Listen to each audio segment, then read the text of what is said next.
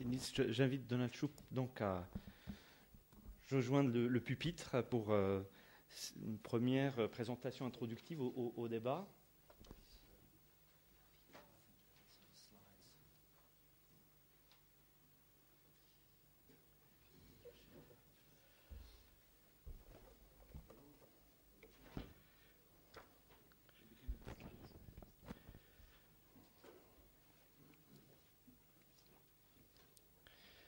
I deeply regret that I never met François Acher, but I greatly admired his work.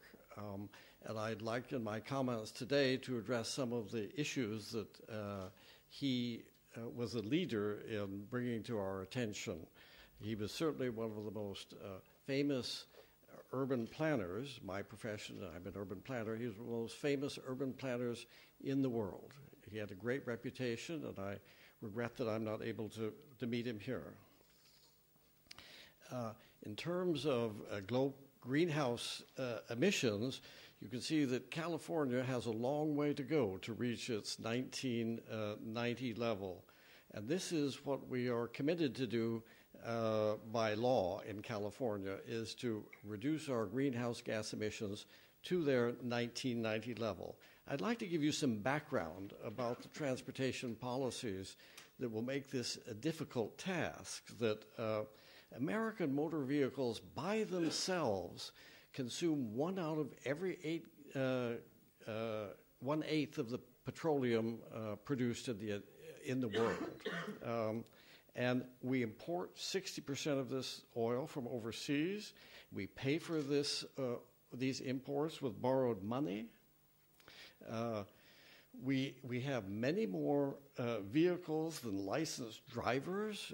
If all the drivers in the United States drove away at the same time, we would still have 36 million vehicles parked at the curb. American drivers park for free for 99% of their vehicle trips. And I think that an adage that you probably have heard, that anything that is not sustainable is going to stop.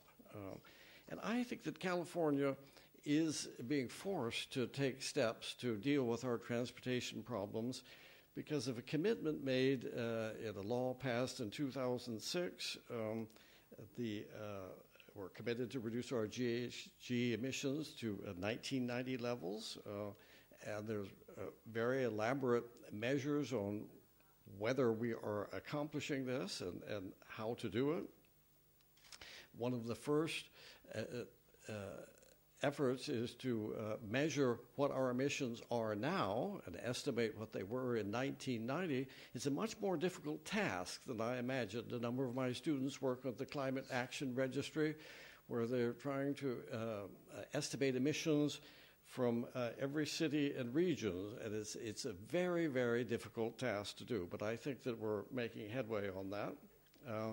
And transportation accounts for 40% of our GHG emissions. One of the surprising things that I found out when I prepared for this is that California's GHG emissions per capita are about the same as they are in Germany and the Netherlands. We know that America's emissions are much higher, but most people in California live on the coast with very mild winters and not very hot summers.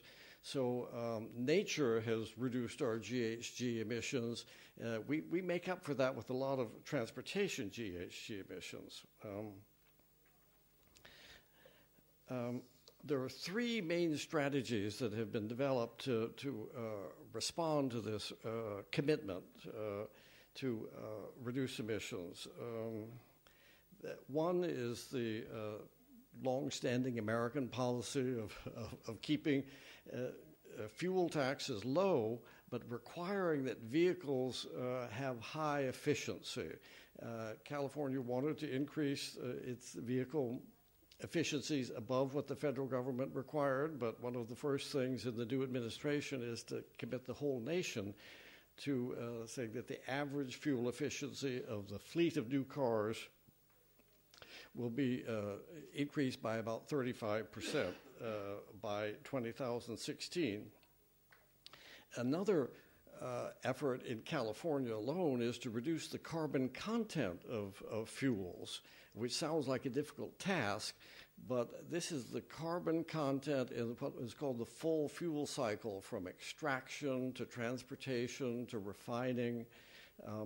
And so we're having to look at all fuels and see what the carbon content of the fuels are. And some fuels that were thought to be very good for the environment turn out to have a very high carbon content because they're taken from corn grown in the United States. It takes a lot of fuel to grow corn in the United States for tractors and transportation.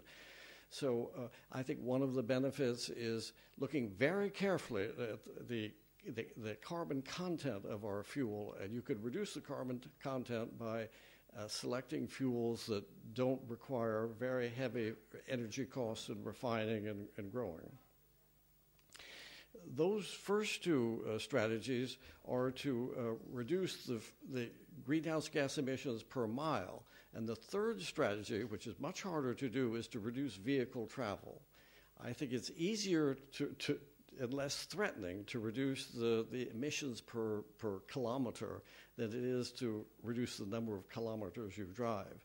But California has a long history of regulation of automobiles, in part because of our atmospheric conditions and that help the generation of smog, and in part because we drive so much. So we have a surprisingly sophisticated regulatory mechanism in California built up over 30 years that has done much fine-tuning to reduce emissions of local air pollution, such as hydrocarbons or nitrogen oxide.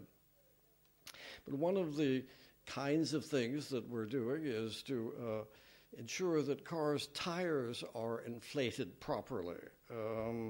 For example, we've adopted a regulation that every time a car is taken in for any automotive service anywhere, the servicer is required to check the tires' air pressure and to inflate it properly. In preparing for this rule, we found that about 38% of the vehicles on the road in California have severely underinflated tires, more than 6 pounds below the manufacturer's recommendation. There's a federal regulation that will be coming into effect in 2010 for new cars that all cars will have are required to have an inflation gauge inside the car telling you whether your tires are properly inflated. But for all the old cars we have, this new regulation will take care of the cars that don't have this new technology. And as with many regulations dealing with greenhouse gas emissions, it's forcing us to do something we should have done anyway, because we're all going to save money through higher fuel efficiency of our cars and lower fuel costs. So I think there's no conflict in many of these regulations between economic success and reducing greenhouse gas emissions.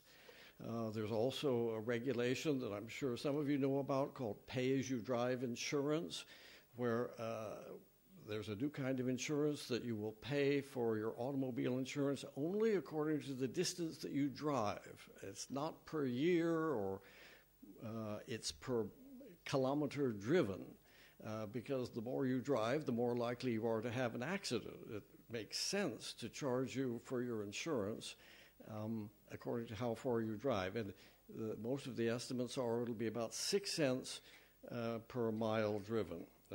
Sometimes called distance-based insurance, and it directly relates your premiums to the amount of driving.